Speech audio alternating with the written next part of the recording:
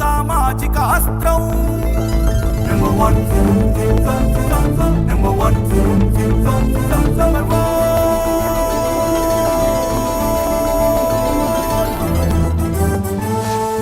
Number one.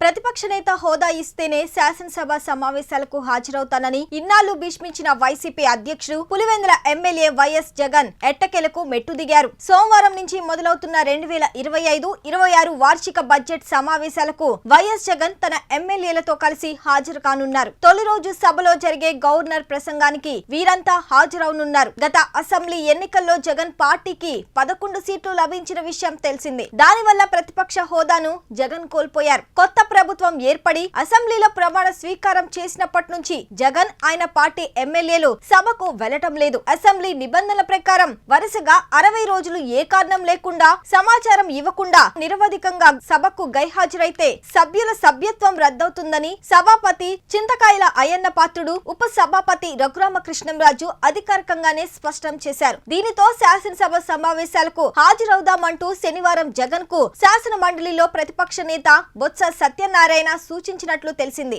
ఇందుకు జగన్ తలూపారు. అయితే శాసనసభ సమావేశాలకు ఎంతకాలం జగన్ ఆయన ఎమ్మెల్యేలు హాజరవుతారనేది మాత్రం స్పష్టత లేదు. కాగా ఆదివారం బెంగళూరు నుంచి తాడేపల్లికి జగన్ చేరుకుంటారు. ఆ వెంటనే అందుబాటులో ఉన్న ఎమ్మెల్యేలు, ఎమ్మెల్సీలు, ఇతర ముఖ్య నేతలతో ఆయన సమావేశమవుతారు. ఈ సమావేశంలో అసెంబ్లీకి ఎన్ని రోజులు హాజరయ్యేది ఆయన స్పష్టతను ఇస్తారని వైసీపీ ముఖ్య నేతలు చెప్తున్నారు. మరిన్ని లేటెస్ట్ అప్డేట్స్ కోసం చూస్తూనే ఉండండి నెంబర్ 1 న్యూస్. సామాన్యుడి చేతిలో సామాజిక అస్త్రం.